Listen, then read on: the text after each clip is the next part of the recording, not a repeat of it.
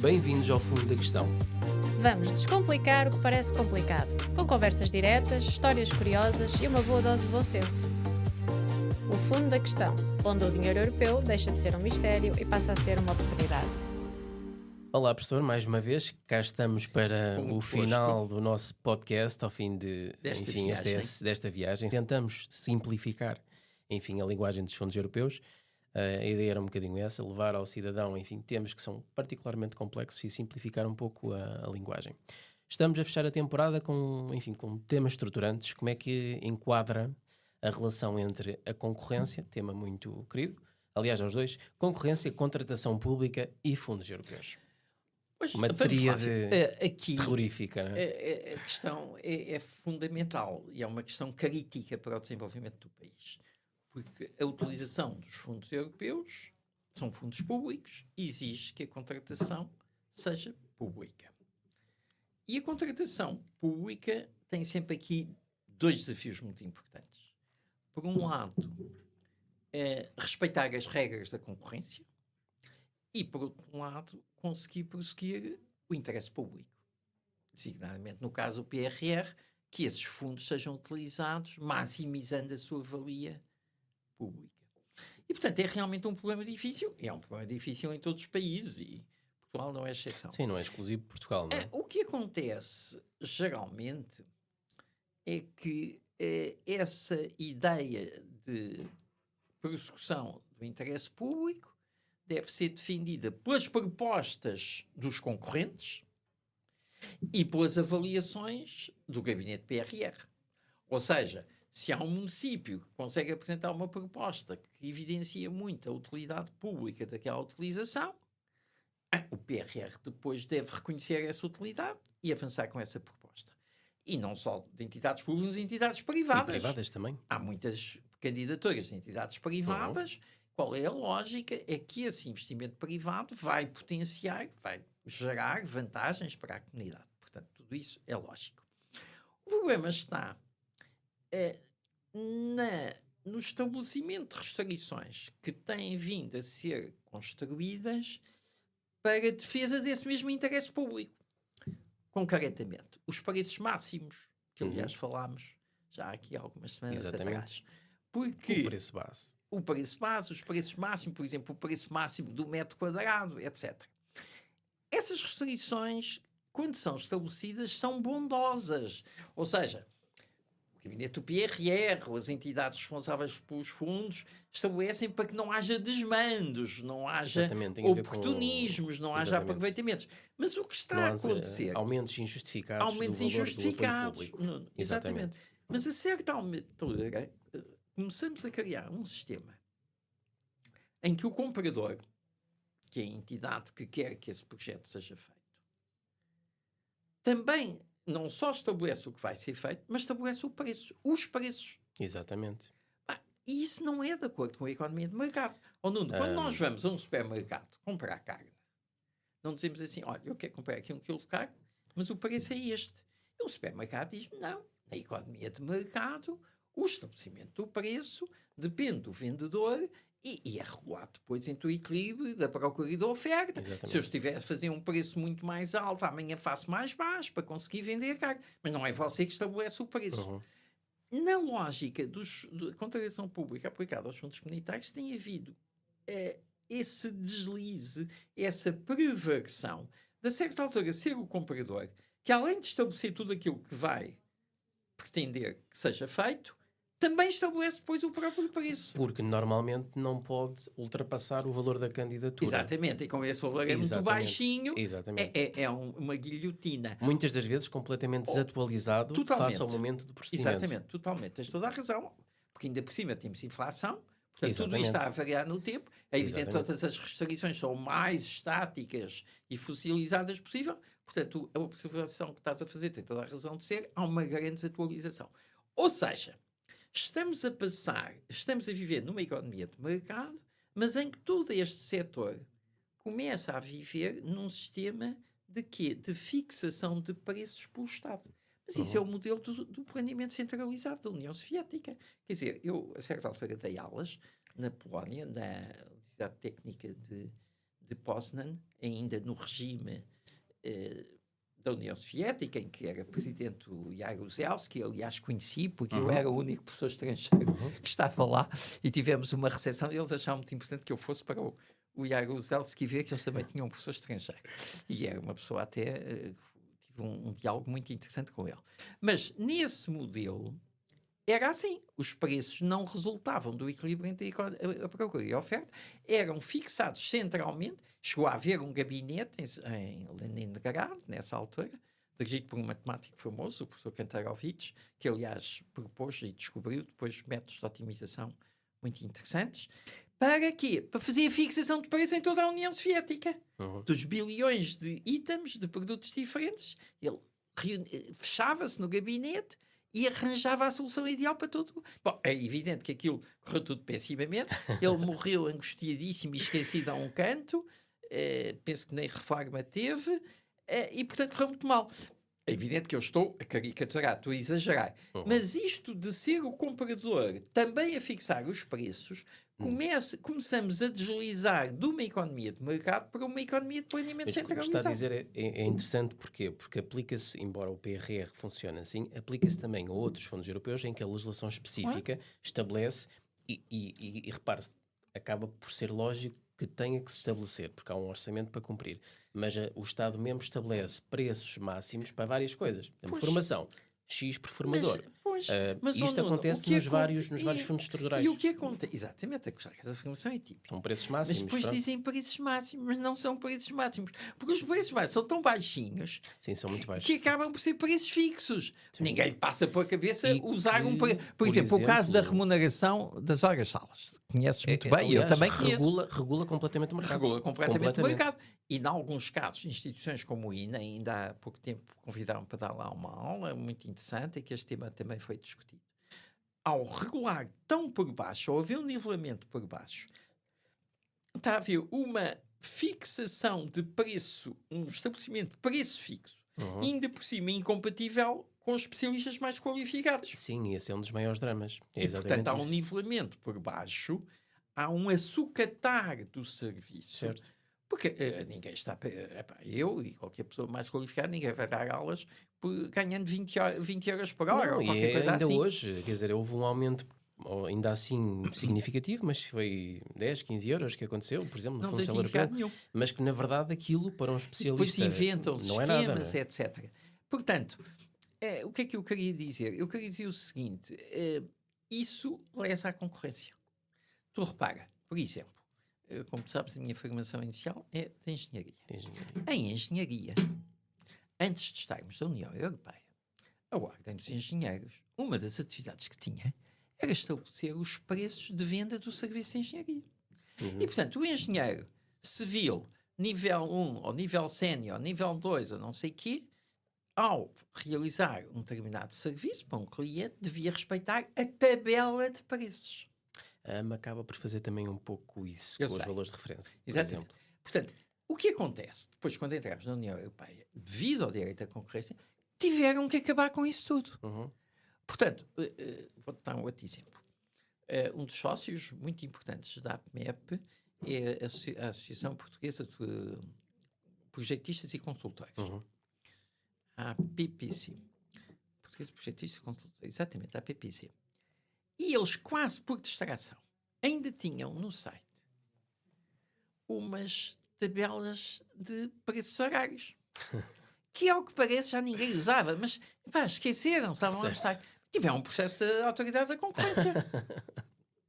Essa não sabia. E, enfim, lá conseguiram resolver o problema, desapareceu a tabela, pediram desculpa, mas iam ter que pagar uma coima muito alta, era um problema. Mas estás a ver, portanto, o absurdo é que enquanto que nestas áreas se percebeu que isso era... Porquê? Porque é contrário.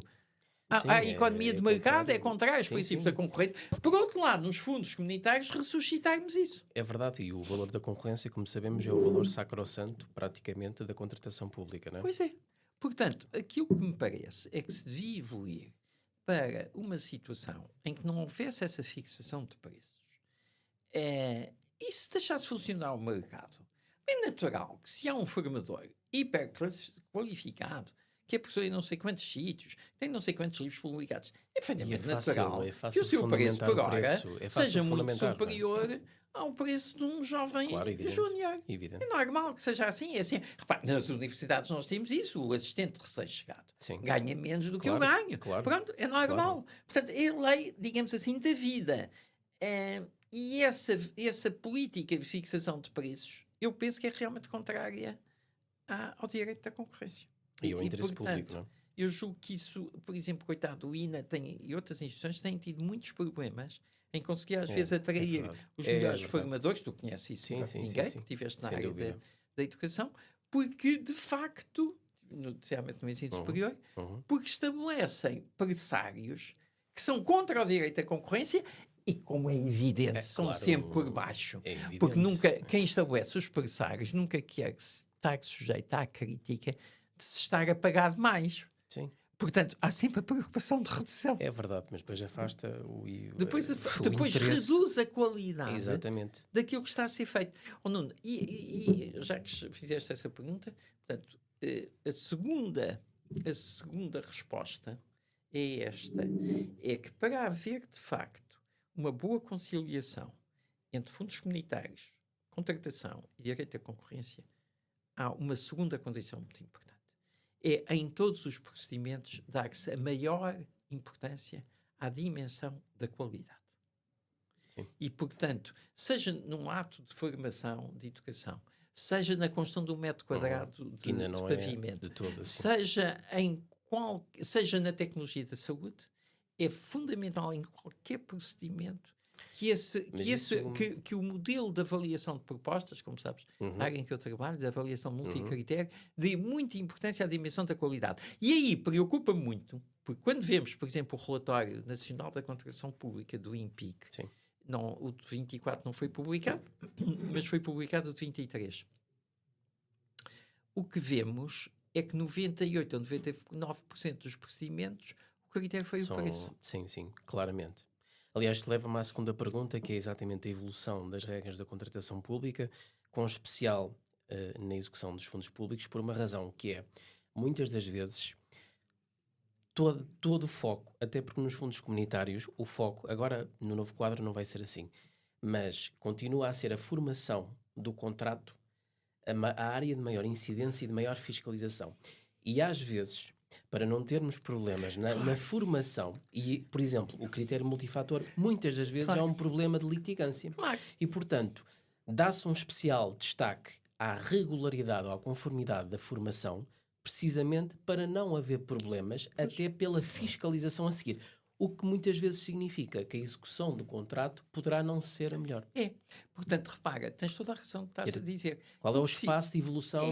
Exatamente. Eu acho que devia, já que falamos em restrições, a utilização dos fundos comunitários devia ter como restrição todos os procedimentos de contratação pública, haver a individualização do critério da qualidade e outro, não menos importante, o da sustentabilidade. Nós não podemos, às segundas, quartas e sextas, dizer que todos estes apoios e toda esta dinâmica têm o objetivo da sustentabilidade e depois sempre que contratamos qualquer coisa, fingimos que não existe esse desafio. Claro, portanto, então critérios completamente superficiais. Nos próximos fundos era importante que ficasse regulamentado que qualquer procedimento deve dar a maior importância ao critério da qualidade e da sustentabilidade, não usar o monofator, usar o multifator como pesos importantes. Ou às porque vezes, senão o que está a acontecer é o contrário do que nós queremos. É verdade, mas a verdade é que, mesmo em termos de mídia, muitas das vezes a formação de contrato acaba por estar sempre na incidência do problema. E não há uma efetiva fiscalização sobre as consequências para o interesse público. Por exemplo, de termos esta incidência tão forte na formação, enfim, quase dando desbarato a parte da execução. E depois há uma perda para o erário o público. que acontece é como fazemos a formação praticamente só baseada no preço. Segundo o relatório, é 98% ou 99%. E como esse preço é esmagado, cria-se um fenómeno que está muito estudado na nossa área da investigação operacional, da teoria económica, já lá chegamos, da teoria económica dos contratos, que é a chamada maldição do vencedor. The Pois. winner scarce. Uhum. O vencedor vence com um preço que, em geral, não é nada razoável porque está muito afastado da média das propostas. Sim, é É o verdade. preço cá de baixo. É verdade. E, portanto, os economistas chamam isso a maldição do vencedor. E o que acontece depois é que, evidentemente, esse preço corresponde a uma situação até de prejuízo. E o adjudicatário, o contratante, então, o seu objetivo é, ao longo do contrato, Exatamente. conseguir gerar as modificações, os trabalhos a mais, que lhes permitam Uma adenda, ter um lucro outra no final. adenda. Exatamente. Eu, por exemplo, no técnico, quando dava aulas no último ano, descobri que tinha vários miúdos, vários jovens que saíam e que a sua especialização é ir para o estaleiro gerar trabalhos a mais. E são pagos no fim do mês em função dos trabalhos a mais que conseguem gerar. E eles são alguns talentosíssimos, alguns muito talentosos. Certo. E, portanto, porquê? Porque como o preço está esmagado, Pois, a isso de facto empresa é um não é... problema, não é? A vocação da empresa não é ter prejuízos. E, portanto, eles querem ter algum lucro. Então, para ter lucro, arranjam um miúdo, um jovem engenheiro, anda no estaleiro para gerar Por trabalhos a exemplo, em mais. título de curiosidade, aqui há uns tempos foi uma formação que dei em que falava-se exatamente da parte da execução dos contratos. E quando chegamos à execução, focar que a execução também é auditável e verificável. Portanto, se a coisa aconteceu em termos contratuais, tem que acontecer no terreno, Claro. a surpresa foi geral. Pois. Mas eu tenho que monitorizar, eu tenho de ver se foi Isso construído. não deviam ser surpreendidos, porque o código tem até um artigo sobre gestor de Aliás, contratos. exatamente, hoje em dia. Esse artigo, Mas, esse artigo é para ser cumprido. ainda Portanto, não tem que haver, a incidência mas é e a ilegal, preocupação porque que na deveria ter. verdade, sempre que se faz a adjudicação, deve haver um gestor de contrato. Muitas das vezes acaba por ser só a validação da fatura e pouco mais. Pronto, tá bem. Mas é depois por isso que as coisas correm mal.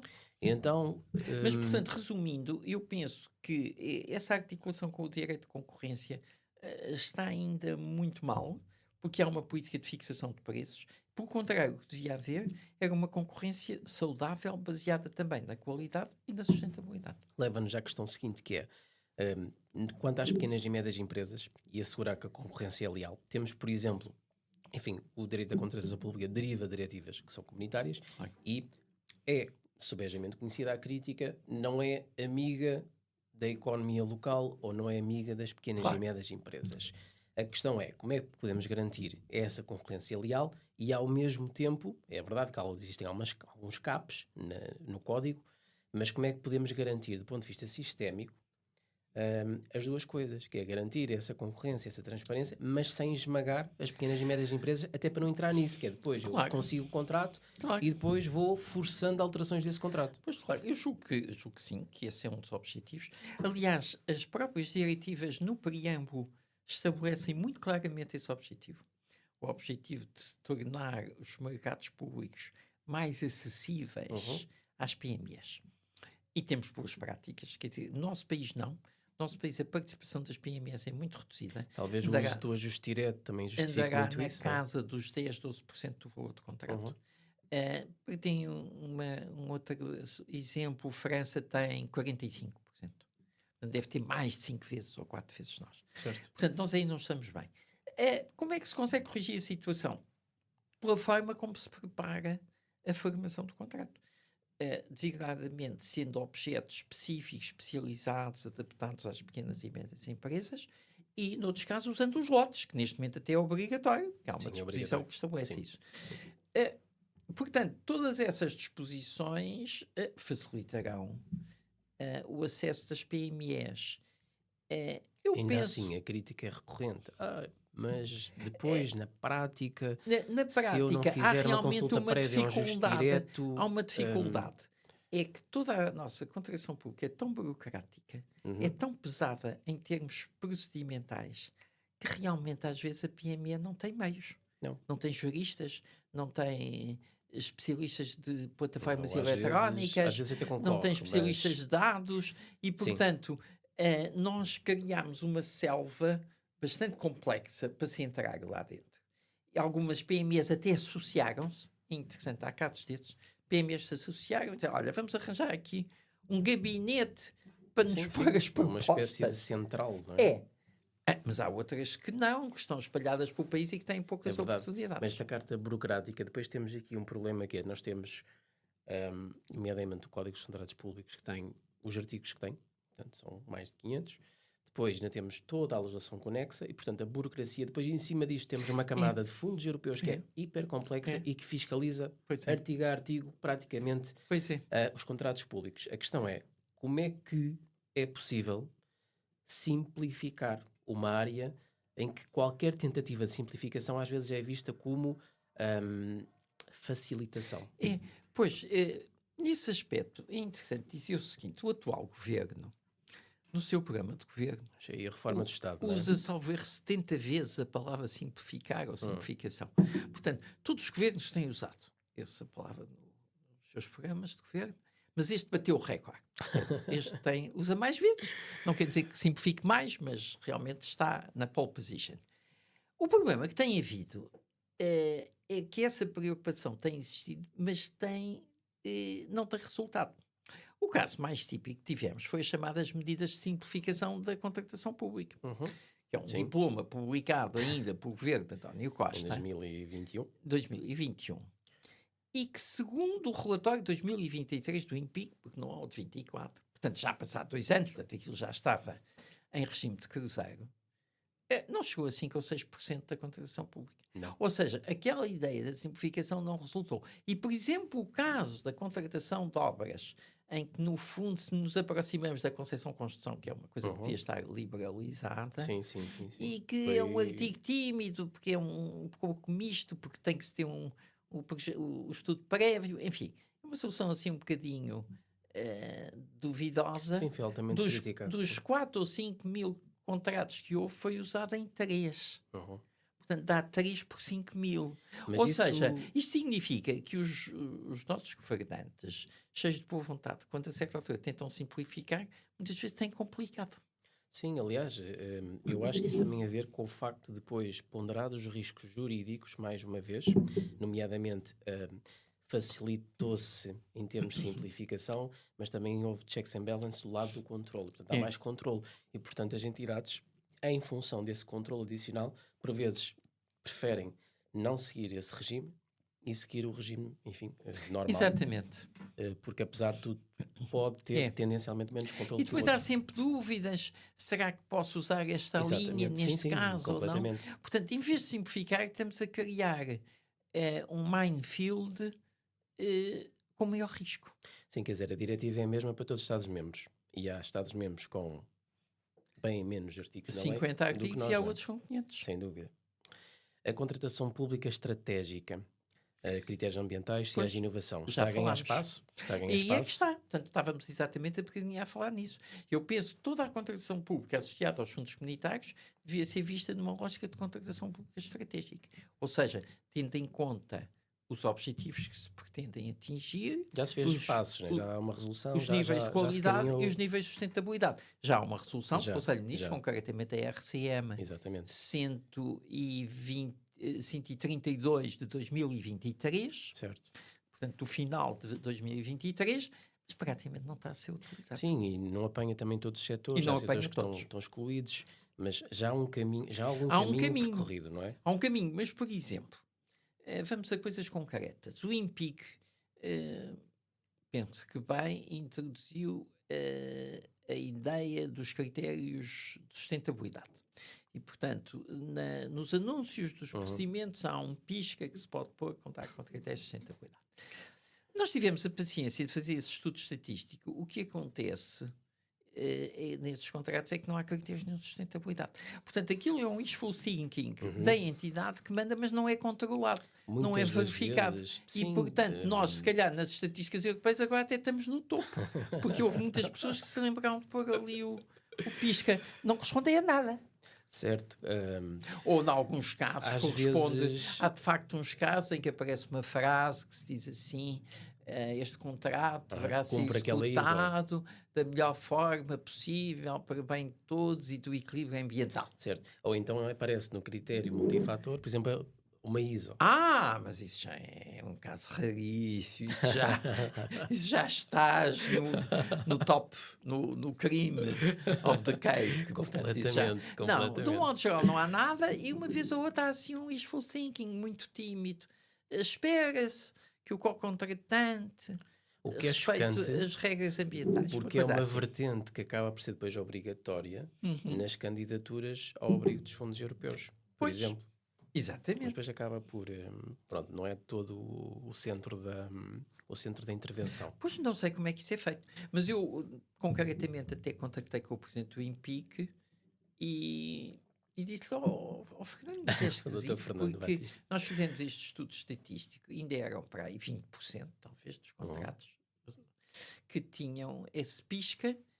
Epá, mas depois fomos ver, não corresponderam a nada. Mas não estamos a controlar. Isso depende da iniciativa da entidade. Bom, está bem. Bom, estamos a chegar ao fim. Se o professor pudesse reformar um aspecto central do modelo de governação dos fundos europeus, embora já falámos um pouco sobre isto, qual seria esse aspecto para o Olha, futuro? eu reformava da seguinte forma. Temos de ter planos temáticos ou setoriais ou regionais para utilizar o dinheiro. Não pode ser ao calhas. Não pode ser o género de chuvas de candidaturas, até porque algumas, por exemplo, são contraditórias, já foram aprovadas. Quer dizer, uma avança num sentido e a outra avança no sentido de se avançar no sentido oposto. Portanto, isso não pode ser. Portanto, isso a nível do que se pretende. E isso deve ser muito discutido no país, com os partidos políticos, com os municípios, com as forças vivas, com as universidades. Esse debate não existe. Não houve nenhum debate, por exemplo, com universidades sobre isto. Certo? Na Constituição do PRR, zero. Não, Zero debates. sim, Não houve nenhum. Eu consigo até admitir que não tenha havido, lá está, porque surgiu numa altura de Covid-19 em que estávamos todos. Tá bem. Depois, o percurso. Não. Não é? Sim, mas nós geralmente arranjamos desculpas. Agora será o Covid-25. Não sei qual será. Pronto, Serão agora. eleições, é porque estamos em eleições. Agora, para além disso, a outra dimensão que eu acho muito importante, que é em relação ao modelo de gestão, haver realmente uma grande preocupação de simplificação e haver uma preocupação de responsabilização de unidades subcoordenadoras e com metas muito exigentes. Portanto, aquela situação que foi reportada de o concorrente estar um ano à espera que lhe deem o parecer, coisas dessas, não pode acontecer. Mas acontece, infelizmente, acaba por acontecer muito. Portanto, o modelo de Principalmente na gestão, fase de o arranque modelo de dos gestão fundos. deve ser um modelo muito mais simplificado em rede com indicadores de desempenho. O modelo de gestão. Aquilo que vamos fazer deve ser debatido no país, com as forças vivas, com as universidades, com os setores de atividade, com os sindicatos, com as orientações profissionais, e depois tem que haver planos, subplanos para as várias áreas, para os vários problemas, tem que No haver fundo, a voltamos energia, aqui para o ambiente, ao para, início, não é? para o transporte ferroviário, etc. Voltamos um bocado ao início, que é o Exatamente. modelo ex ante, em que o planeamento Exatamente. está ou tem Exatamente. lugar antes do desenho do modelo de Porque financiamento. senão a certa altura vive-se esta situação atual, que todos nós muitas vezes conhecemos, que é estarmos a inventar candidaturas para utilizar o dinheiro. Não é? Eu conheço colegas, entidades que muito bem intencionadamente pensam, isto agora temos aqui estas disponibilidades do tipo X, o que é que a gente vai inventar? Quais são as candidaturas? Para ir buscar Tomam umas financiamento. cervejas e disparam umas candidaturas para ver se caçam as verbas. E isso com toda a boa vontade, mas não é a forma civilizada. Já agora que temos mesmo a chegar ao fim, deixa-me dizer-te o seguinte: quando o Facility for Recovery and Resilience foi aprovado por Bruxelas, eu por acaso estava na Holanda e estava numa universidade holandesa com os colegas que já sabiam mais ou menos o que estava a ser aprovado e tinham feito um estudo. E o estudo era a percentagem de execução que os vários países iam conseguir. Bom, e no caso de Portugal não era realmente muito alta. Não era, E portanto eu agora vou estar com eles outra vez. Eu receio que eles tivessem razão. Enfim, acho que podemos melhorar.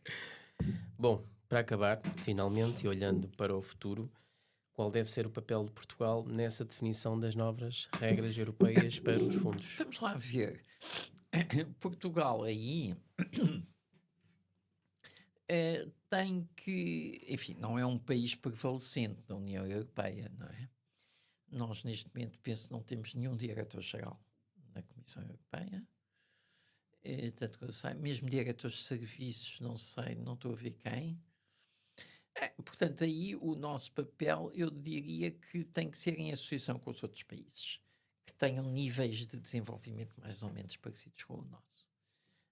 E conseguir que se mantenha o objetivo da redução das disparidades dentro da União Europeia.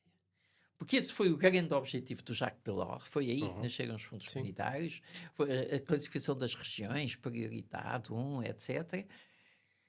E eu receio que com toda esta evolução e todos estes novos desafios, isso esteja a esbater um bocadinho. Portanto, eu diria que Portugal não consegue sozinho nada, Sim, isso claro. é irrealista, mas em associação com países que estejam mais ou menos no mesmo nível, leste europeu, etc., conseguir que esse objetivo continue assim importante no próximo orçamento comunitário. E eu não sei se vai ser. Aquela ideia de não fixação de preços, acha que, e só para terminar, tem mais contributo a nível nacional ou que a Europa está-se nas tintas para o modelo?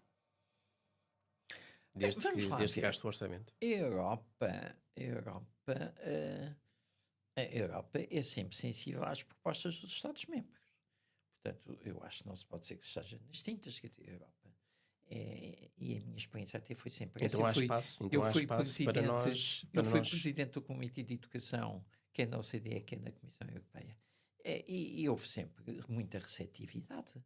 Portanto, Desde que haja uma atitude também da parte do Estado-membro nesse sentido. Construtiva e fundamentada. Eu acho que a administração da Comissão Europeia e a própria máquina da Comissão Europeia é uma máquina, é um bom aparelho de administração pública, com todos os seus problemas, mas globalmente positivo. E que sempre que se conseguem fundamentar bem as propostas, eu acho que há receptividade. É uma nota positiva. Resta-me agradecer a sua participação mais uma vez. Foi um gosto. Tive muito gosto. Qualquer dia voltamos. Até à próxima, quem sabe, numa segunda temporada.